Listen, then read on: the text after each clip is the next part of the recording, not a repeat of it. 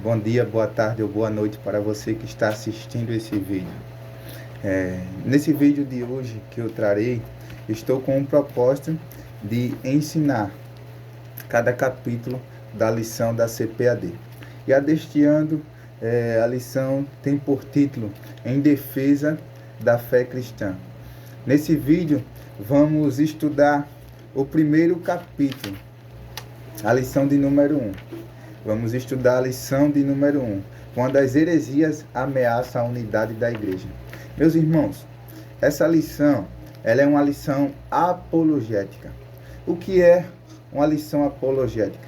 Alguns possam até pensar que, como Apolo era um grande defensor de que Cristo era o Messias, provava com argumentos firmes que Cristo era o Messias, pode até pensar que pode derivar do nome dele, mas não é isso. A palavra apologética ou apologia, ela tem raiz no grego, ela se origina do grego. Ela vem do grego que significa defesa ou responder. Então, apologia é a defesa de algo, ou seja, no cristianismo, a defesa da nossa fé. Responder aquilo que vão de encontro à nossa fé. Então, esse é o significado dessa lição, o significado de apologia. Essa lição aborda a defesa, o combate às heresias que é proclamada durante muito tempo, desde o princípio. Pois em Eclesiastes capítulo 1, verso 9, diz que não há nada novo debaixo do céu. Então, essa lição tem esse propósito de refutar as heresias, que o autor dessa lição ele escreve. As heresias da atualidade são a mesma da antiguidade, mas com uma roupagem nova. E é isso que vamos ver nesta lição. Sem mais demora, vamos para a lição. Quando as heresias ameaçam a unidade da igreja. O texto áureo é Judas, capítulo 1, verso 3, que diz: Amados, procurando eu escrever vós com toda a diligência acerca da comum salvação, tive por necessidade escrever-vos e exortar-vos a batalha pela fé que uma vez foi dada aos santos. Então ele fala de uma comum salvação. A salvação nada mais é que pela graça sois salvos mediante a fé, mas isso não vem de vós, é dom de Deus. A salvação é somente crer em Jesus, somente crer em que Jesus é o Filho de Deus. A salvação vem da sua fé em Cristo. A salvação é comum, não é como se prega por aí, que coloca obstáculo para sermos salvos. A verdade aplicada. Heresias são crenças e prática contrária ao pensamento bíblico, que distorce os pontos principais da doutrina bíblica. Então, na verdade aplicada, o autor fala o que é heresia. É aquilo que vai de encontro à doutrina e a verdade principal da Bíblia. Heresia é quando alguém diz, um exemplo de heresia, que a salvação não é por Cristo, ou que não devemos ser batizados para ser salvos, ou que não devemos ceiar para ser salvos, ou que não somos justificados pelo sacrifício de Cristo na cruz. Pessoas dizem que é por dízimo, que é por dinheiro ou algo do tipo. Mas isso se torna heresia, quando vai de encontro à verdade e os princípios bíblicos. Na leitura diária, o autor nos dá a leitura para segunda-feira, Mateus capítulo 7, versículo de número 15, que fala acerca dos falsos profetas, dos falsos líderes, dos falsos pastores, que muitos virão como ovelha, mas na verdade são os lobos. A leitura em classe que ele nos dá é Atos capítulo de número 20, versículo de número 28, que diz assim a palavra de Deus: Olhai por vós e por todo o rebanho, sobre que o Espírito Santo vos constituiu bispo, para apacentardes a igreja de Deus, que ele resgatou com seu próprio sangue.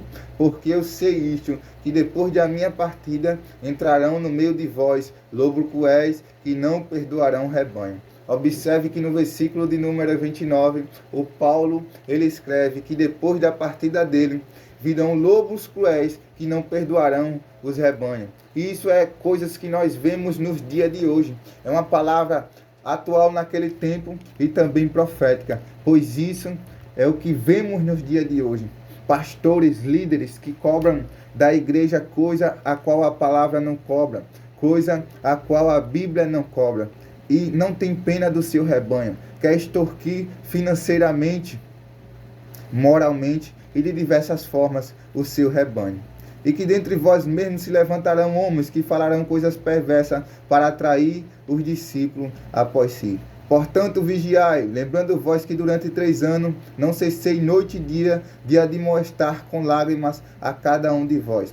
1 Pedro, capítulo 3, verso 15 diz: Antes santificai a Cristo como Senhor em vosso coração, e estáis sempre preparados para responder com mansidão e temor a qualquer que vos perdi a razão da esperança que há em vós. No 16 ele diz: Tendo uma boa consciência, para que naquilo e quem fala mal de vós, como de malfeitores, fique confundido os que blasfemam do vosso procedimento em Cristo. Em 2 Pedro, capítulo 2, verso 2, ele diz: E também houve entre o povo, falsos profetas, como entre vós haverá também falsos doutores, que introduzirão encobertamente heresias de perdição e negarão o Senhor que o resgatou, trazendo sobre si repentina perdição. Meus amados e queridos irmãos, o Pedro ele adverte que no tempo antigo houve falsos profetas, mas que surgirão agora falsos doutores, falsos mestres, que enganarão a muito, negando o soberano Senhor que nos resgatou da perdição. Ora, naquele tempo havia essas heresias, havia essa seita que negavam a divindade de Jesus, que negava que a salvação era por crer em Jesus. E no tempo a qual vivemos hoje, tem uma seita que nega isso, se veste como cristão, carregam a Bíblia do braço como cristão e sai por aí aos domingos. Aparentemente, quando você vê, acredita que eles estão indo evangelizar, que eles irão pregar o evangelho, mas são uma seita, porque diz que Jesus é a primeira das criação de Deus. Eles dizem que Jesus não é o Criador, mas Jesus é a criação. Ele diz que Jesus é um Deus menor. E ele fala essas coisas acerca de Jesus. Diz que Jesus foi um homem comum. Diz que Jesus foi apenas um profeta. Essa seita nega a divindade de Cristo. Logo, se não crermos em Cristo, que Cristo é o Filho de Deus, que Cristo é o Salvador, não adianta praticarmos os mandamentos, não adianta crermos em Deus, porque só Cristo é o que nos levará a Deus, como ele diz em João capítulo 14, verso 6. Eu sou o caminho, a verdade e a vida. Ninguém vem ao Pai, senão por mim. E o nome dessa seita, eu vou abreviar, eu vou dizer a sua sigla, TJ. São pessoas que saem aos domingos batendo na porta de suas casas para dizer que Cristo não é Deus. Prega somente a Deus, mas se não prega a Cristo, não há salvação. E eu quero trazer um texto aqui, que corrobora com o que eu vou lhe dizer, que está em 2 João, capítulo de número 1, pois João só tem um capítulo, a carta de 2 João só tem um capítulo, e o versículo é o de número 7 em diante, que diz a palavra de Deus: De fato, muitos enganadores têm saído pelo mundo, os quais não confessam que Jesus Cristo veio em corpo. Tal é o enganador e o anticristo. Tenham cuidado para que vocês não destruam o fruto do nosso trabalho, antes seja recompensado plenamente. Todo aquele que não permanece no ensino de Cristo, mas vai além dele, não tem Deus. Quem permanece no ensino tem o Pai e também o Filho. Se alguém chegar a vocês e não trouxer um ensino, não receba em casa nenhum salde, pois o que o salda torna-se participante das suas obras malignas. Leia aqui esse texto em uma tradução NVI. Meus irmãos, perceba que os testemunhas de Jeová eles saem domingo batendo na porta de suas casas para não pregar o evangelho, mas dizer que Cristo é a criação e não o Criador.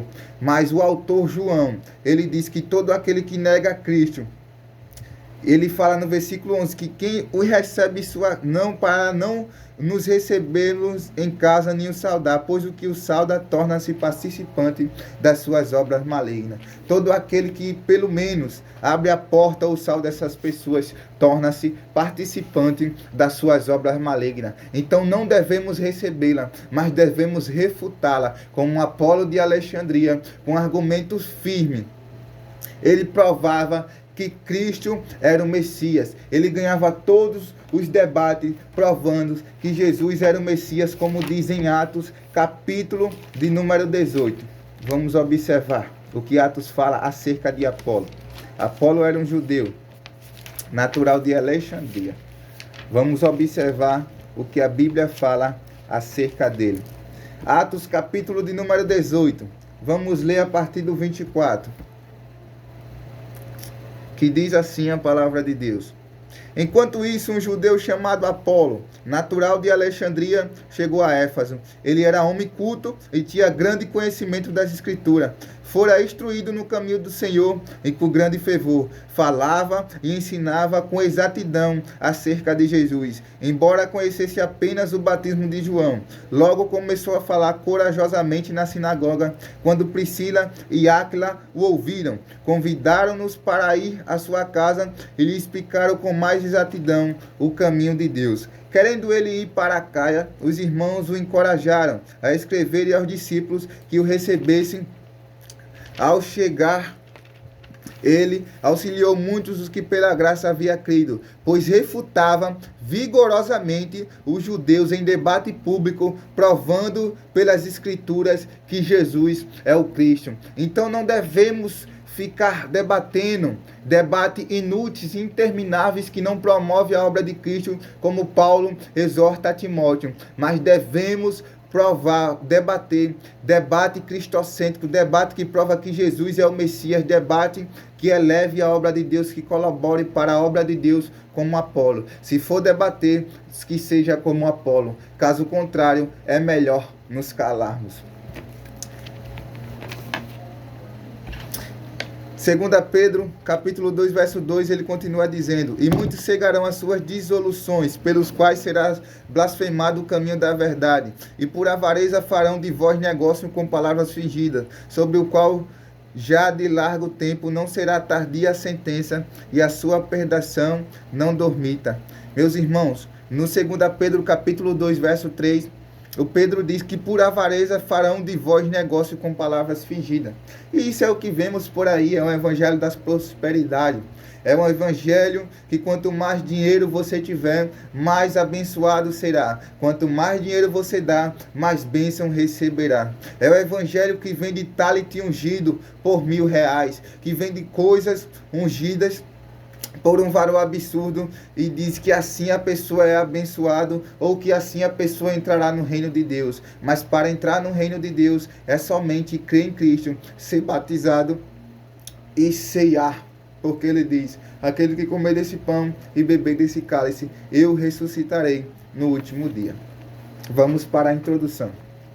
Heresias são crenças e práticas contrárias ao pensamento bíblico, pois elas distorcem os pontos principais da doutrina cristã, confrontam o cristianismo histórico e criam um problema para as igrejas e as famílias. As heresias da atualidade são a mesma da antiguidade, mas com uma roupagem nova, pois isso é o que vemos aqui. Que foram rejeitados pelo apóstolo e primeiro cristão, pois nada há novo debaixo do céu. Eclesiastes 1:9. O presente trimestre tem por objetivo mostrar o referencial doutrinário da fé cristã, levando a reconhecer de longe as heresias. Esta primeira lição é o estudo sobre o problema das heresias nas igrejas e a nossa responsabilidade na defesa da fé. Então, a lição tem por propósito, fazer com que nós conheçamos as heresias de longe. E como conhecemos a heresia de longe? Como não seremos levados por qualquer vento de doutrina que nos leva para cá e para lá, como está escrito em Efésios capítulo 4, verso 14. Meus irmãos, para combater as heresias e não cair nela, devemos estudar fielmente as Escrituras, pois ela é infalível e inerrante, e é o guia, o manual do cristão. Ela não só contém a palavra de Deus, mas ela é a própria palavra de Deus. O tópico de número 1 tem por título A Ameaça dos Lobos Vorazes. O autor diz, no primeiro subtópico, os cuidados pastorais, Atos capítulo 20, verso 28, que foi o que lemos.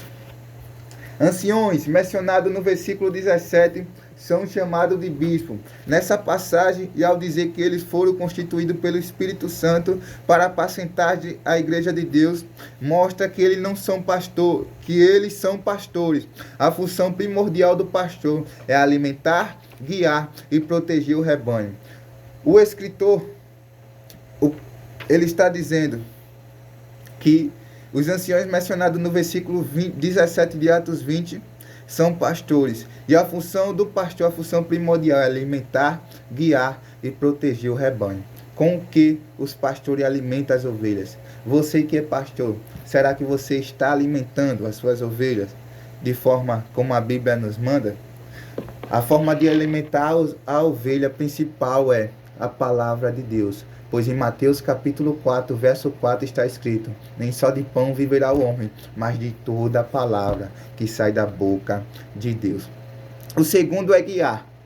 Para o pastor guiar uma ovelha, ele tem que estar com os olhos abertos, ele tem que conhecer a palavra, ele tem que conhecer a vontade de Deus, pois Jesus disse, não pode um cego guiar outro cego. O terceiro é proteger o rebanho. A Bíblia diz que o bom pastor dá a vida por suas ovelhas. Como o pastor vai alimentar, guiar e proteger o rebanho? Através da palavra, com culto doutrinário, com escola bíblica e com ensino da palavra de Deus. O Novo Testamento emprega essa metáfora ao tratar o relacionamento entre pastor e rebanho na igreja.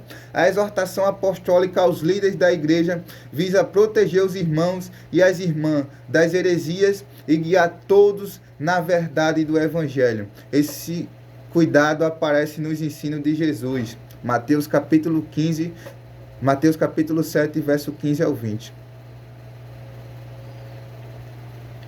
Então você vê que a exortação apostólica ao líder da igreja visava proteger os irmãos e as irmãs das heresias e guiar todos na verdade do Evangelho. Mas por que essa preocupação? Porque se nós ouvirmos e praticarmos outro evangelho, um falso evangelho, negarmos as escrituras e fazer o que está contrário a ela, não teremos salvação, mas teremos condenação. E por isso deve haver essa preocupação de pastores, pregadores, mestres, professores, de combater as heresias e guiar o povo na verdade, que é a palavra de Deus. Meus irmãos, para esse vídeo não ficar muito longo, eu vou encerrar nesse primeiro tópico e vou explicar em outro vídeo o segundo e o terceiro tópico e terminar esses outros subtópicos.